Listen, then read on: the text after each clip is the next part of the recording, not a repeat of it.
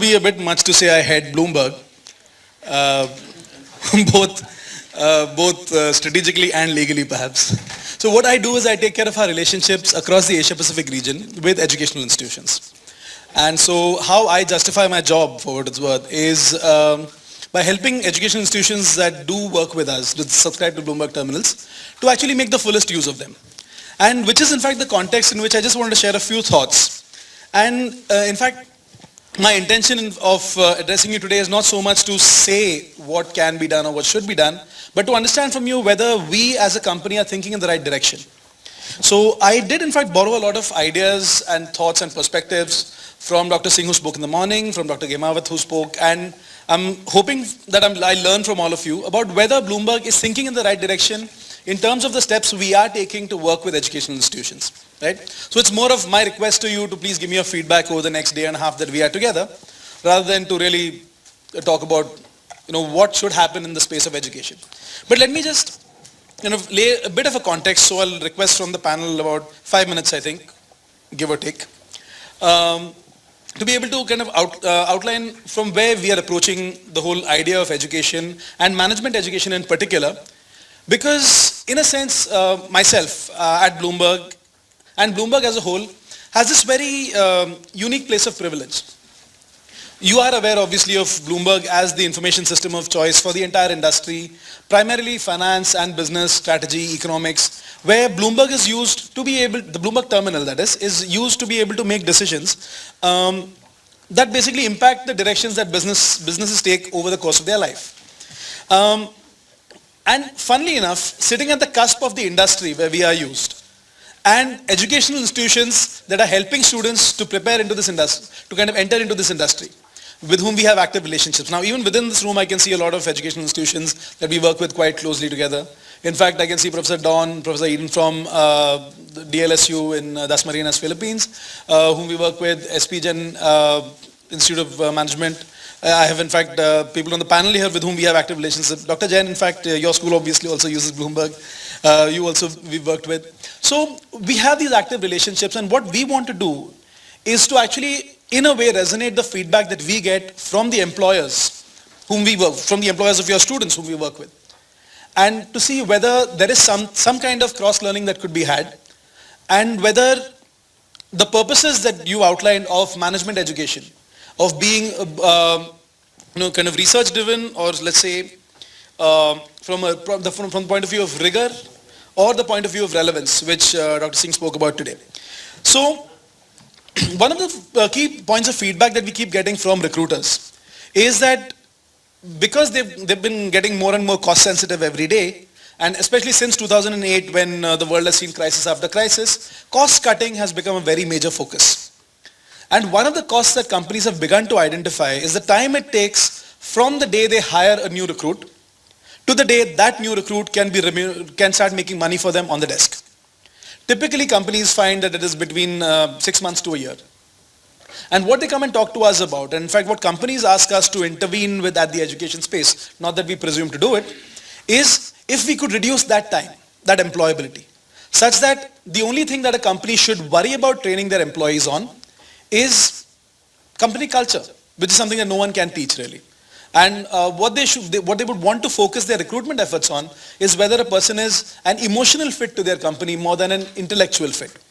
They want to be able to know that when they're recruiting a person from one of your various campuses, these people are actually ready to get on the desk and hopefully in a week or two start making money for them.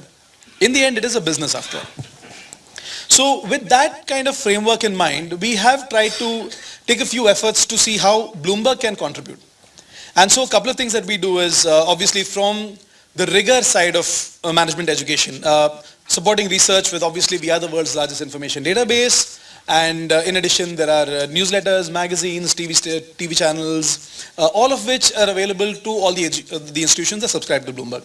So one is of course making the fullest of that, about how we can help you do your research to the fullest. And Bloomberg, in fact, in around 2008, in response to the financial crisis, also set up this team called Bloomberg Intelligence, which employs researchers to actually write research on current events in the market. This is something that also we spoke about, that Dr. Singh spoke about, in terms of what is current and relevant, and how can we get deeper insights into it. So helping research scholars from educational institutions across the region in my case, to help to make the fullest of the tools and the resources to connect what is going on today in the markets with the management theory and the management psychology that actually involves the governing dynamics here. So that's one part of it. Using the Bloomberg terminals in their library resources as a research tool, and also actually doing more research based on the insights that we can provide to them. But relevance of this resource, of this research, and being able to actually execute in terms of market practice, the principles that have been learned is something that we are quite interested in. And what we've been doing in this particular space is a couple of very interesting innovations. One, we've taken this tool that the industry uses and tried to break it down literally subject by subject into the typical courses of management, and to help professors primarily teach the subjects that they want to teach in a way that is in line with what the industry expects students to learn. That's one part.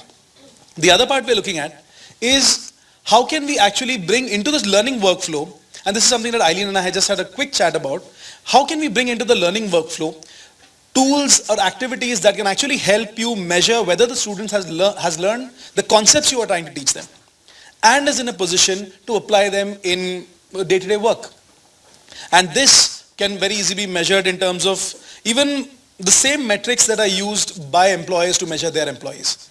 And that's really how we've tried to structure, in fact, an internship program where each school nominates to us a couple of off-site interns who not only learn about what Bloomberg does and how Bloomberg can be used in the learning workflow, but implements that on campus. So that at the end of it, students who are hired into the industry actually have something measurable to put on their CVs, on their resumes.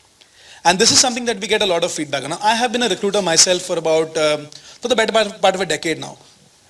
And when I look at a CV that says, I want to be a fund manager, versus a CV that says, I've had an alpha of minus 0.5. To me, the latter is much more attractive. Maybe an alpha, now for those of you who are familiar with the fund management space, the alpha is the measure of a fund manager's performance. It is basically how a fund manager is done compared to the markets. An alpha of minus 0.5 might be a rubbish alpha. But it tells me as a fund manager that this student knows exactly what I care about. He understands industry best practices, he understands the measurables, and he can deliver at least an evidence of his performance. And so this is something I want to understand from you, is that with the schools that we work with, obviously we've gotten some very strong response, some very strong support in terms of working this into the curriculum. But is this the right way of thinking, and are we thinking in the right direction? And based on your advice, of course, I'd like you to guide my thinking and how we can shape Bloomberg, which, as I said, which was designed for the industry and for them to get through their workflows. And can we repurpose that to the educational space and to help you prepare your students for the markets better? So I'm here for the next day and a half, and I would love to really get your feedback on this, about what could we, and this is in fact the kind of driving the motivation behind our partnership with the Asian Management Conclave as well, is to understand, one, the Asian context of business management.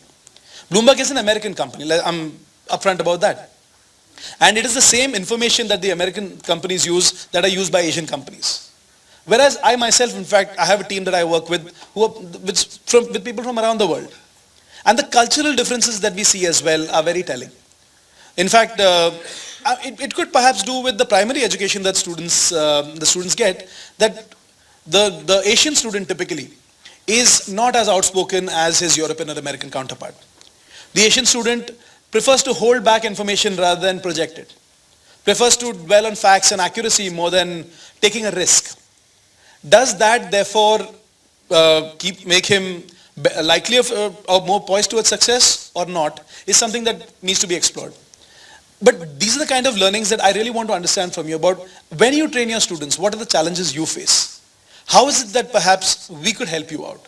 And going forward, through gatherings like this and through the Asian Management Conclave and through interacting with you, could we then actually shape and create a value proposition that can help the end functionary in the industry be much more productive, hopefully much more ethical, and much more effective in actually getting to the business of business. Thank you so much for your time. I'll be here for the next day and a half. Have a nice day.